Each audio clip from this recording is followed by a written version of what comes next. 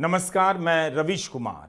बड़े बड़े अखबारों से भी गाजा की खबरें गायब हैं। गाजा में चल रहे हमले में अब तक 123 फिलिस्तीनी पत्रकारों की मौत हो चुकी है। दावा किया जाता है कि कई पत्रकारों को उनकी रिपोर्टिंग के आधार पर टारगेट कर मारा गया।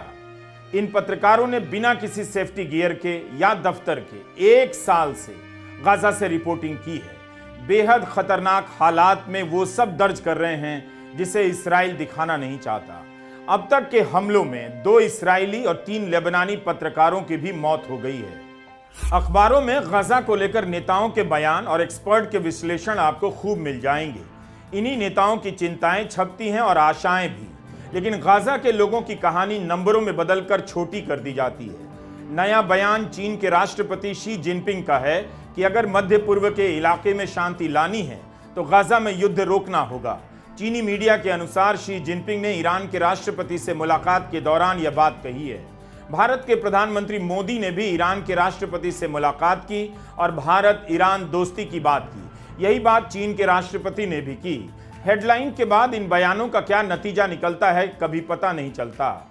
अमेरिका के विदेश विभाग के सचिव एंटनी ब्लिंकन तो 1 साल में 11 बार मध्य पूर्व की यात्राएं कर चुके हैं। सोमवार को इस्राएल के प्रधानमंत्री नेतन्याहू से मिलकर युद्ध विराम की बात की, लेकिन उसके आसार नजर नहीं आते। मिलने और बात करने में हमारे नेता एकदम सही साबित लगते हैं, बस उनका काम उल्टा नजर आता है।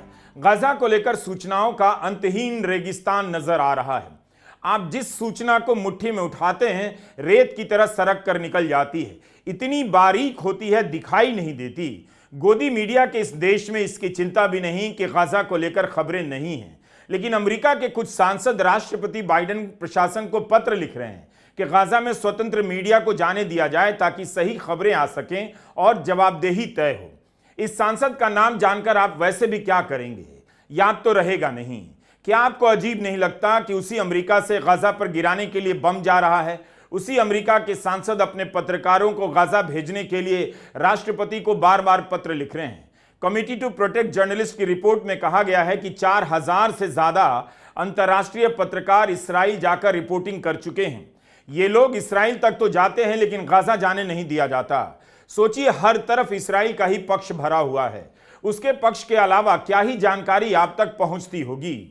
पत्रकारों की रक्षा के मुद्दे पर काम करने वाली संस्था CPJ, committee to protect journalist के अलावा प्रेस की आजादी और मानवाधिकार के लिए लड़ने वाले 18 संगठनों ने अमेरिकी सांसदों की इस मांग का समर्थन किया है। The associated press, AFP, BBC, CNN, the guardian, the New York times और द वॉशिंगटन पोस्ट ने कहा है कि अक्टूबर 2023 के बाद से किसी स्वतंत्र मीडिया को गाजा में जाने नहीं दिया गया। इस बीच इस्राइल ने कतर के टीवी चैनल अल जजीरा पर गंभीर आरोप लगा दिया है। अल जजीरा दावा करता है कि वह एकमात्र अंतर्राष्ट्रीय टीवी चैनल है जिसके संवाददाता उत्तरी गाजा से रिपोर्टिंग कर रहे हैं और इस घोर मानवीय यातना की सूचनाएं जमा कर रहे हैं। इस्राइल की सेना आईडीएफ ने अपने ट्वीट में कहा है कि अल जजीरा के 6 पत्रकार हमास और इस्लामिक जिहाद के आतंकवादी के रूप में एक्सपोज हो गए हैं। कमिटी टू प्रोटेक्ट जर्नलिस्ट ने कहा है कि इस्राइल पहले भी इस तरह से टारगेट कर चुका है। यह उसका प्रोपेगेंडा है, कभी सबूत नहीं दिया। इस बार भी इस्राइल ने सबूत नहीं दिया। इस्राइली सेना ने इन पत्रकारों की तस्वीरों और इनके नामों को साझा किया है। लिखा है कि आईडीएफ को गाजा में ऐसे गोपनीय दस्तावेज मिले हैं जिनसे अल जजीरा के इन 6 पत्रकारों का हमास और इस्लामिक जिहादी आतंकी संगठनों से संबंध का पता चलता है।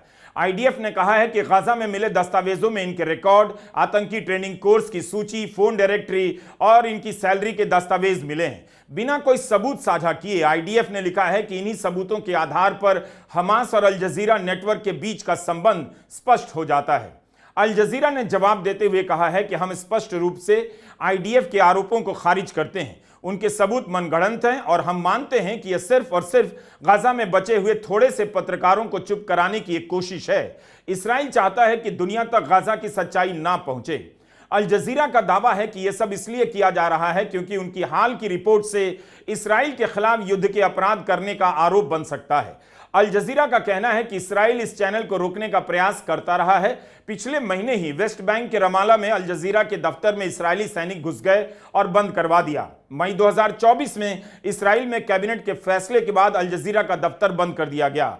अल जजीरा को लेकर इस्राइल का क्या नजरिया है इससे भी पता चलता है कि जब तेल अवीव में इसका दफ्तर बंद किया गया, तब नेतन्याहू ने ट्वीट कर इसका ऐलान किया था।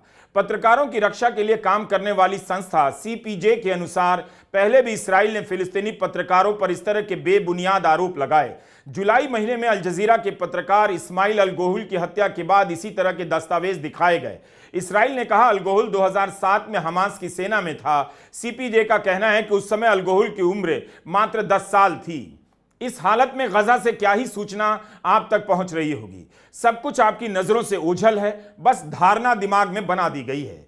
आप वैसे भी खाली तो है नहीं, हिंदू जगाओ यात्रा से जागने में लगे हैं बिहार में, लेकिन इसी धरती पर कैसे हजारों टन बमबारी से एक छोटे से इलाके के 20 लाख लोगों को तड़प तड़प कर मरने के लिए छोड़ दिया गया है। इसके बाद लोग करुणा और संवेदनशीलता का दावा भी करते नजर आएंगे।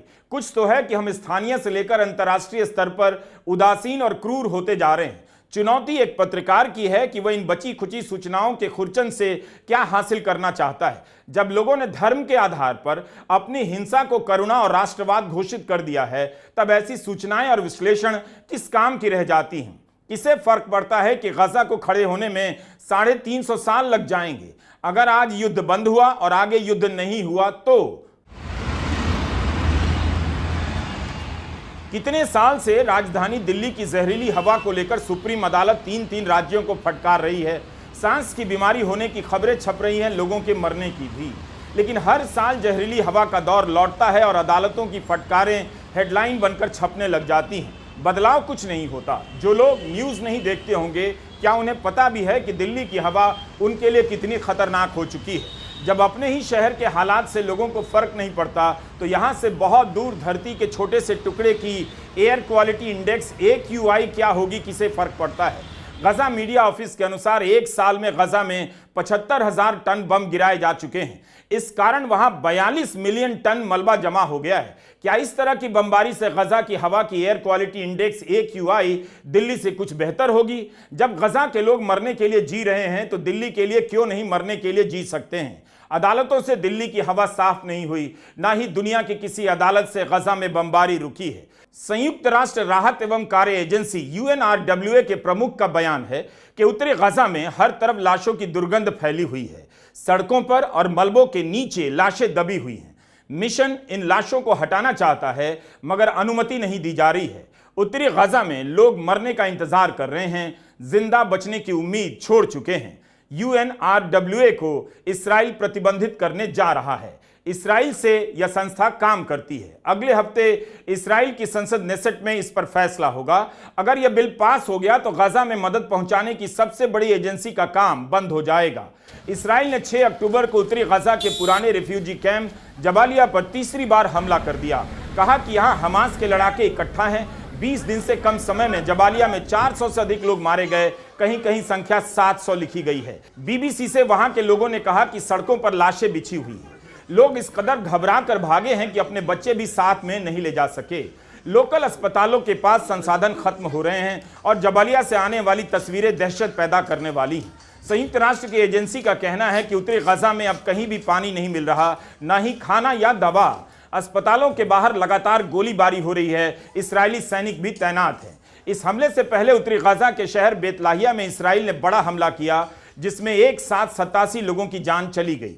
हर दिन तबाही की कोई भयानक खबर आती है, हर दिन दुनिया उससे सामान्य हो जाती है। लोग अपने देश के अखबारों में अपने नेता का फोटो देखकर खुश हैं कि वो ग्लोबल लीडर बन गए हैं। इस बात से किसे फर्क पड़ेगा कि आज अगर युद्ध बंद हो जाए तो गजा को एक साल पहले की स्थिति में लौटने में 350 साल लगेंगे। गजा जेल की तरह चारों तरफ से बंद है। उसकी अर्थव्यवस्था राहत और मदद पर चलती है। ऐसे में उसकी अर्थव्यवस्था कितनी ही मामूली होगी आप समझ सकते हैं। लेकिन उस स्तर पर भी लौटने में 350 साल लगने की बात की जा रही है। इसका मतलब यही हुआ कि गजा अब फिर से कभी नहीं खड़ा हो पाएगा। उसके बचे होने की संभावना तेजी से समाप्त होती जा रही है। इस्राइल की बमबारी ने पूरे इलाके को भयानक रूप से तबाह कर दिया।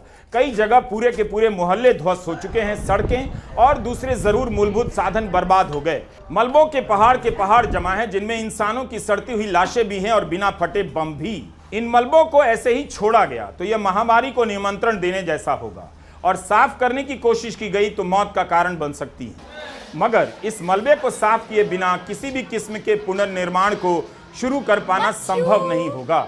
यह सब लिखा है एसोसिएटेड प्रेस में जोसेफ क्राउस ने। संयुक्त राष्ट्र की agency conference on trade and development UNCTAD ने सोमवार को एक रिपोर्ट जारी की, जिसमें कहा है कि अगर गजा में युद्ध कल ही खत्म हो जाता है तो भी उसकी ध्वस्त हो चुकी अर्थव्यवस्था को 7 अक्टूबर 2023 से पहले की स्थिति में लौटने में 350 साल लगेंगे। गजा की अर्थव्यवस्था उससे पहले भी इसराइल और इजिप्ट के लगाए प्रतिबंधों के कारण सिकड़ी हुई थी। उस स्थिति पर पहुंचने में 350 साल लगेंगे। सोचिए यह कितना वक्त होता है। सवाल यही नहीं, इतने साल तक गजा को खड़ा करने के लिए क्या चाहिए? मलबे को हटाने में कितना साल लग जाएगा? अगर वहां कोई बचेगा ही नहीं, उनकी जमीन पर कोई और बस जाएगा, तो फिर वह कौन सा गजा होगा जो 350 साल बाद खड़ा किया जाएगा? और किसका गजा होगा, फिलिस्तीन का या इसराइल का? 350 साल पीछे जाकर ही हम अंदाजा लगा सकते हैं।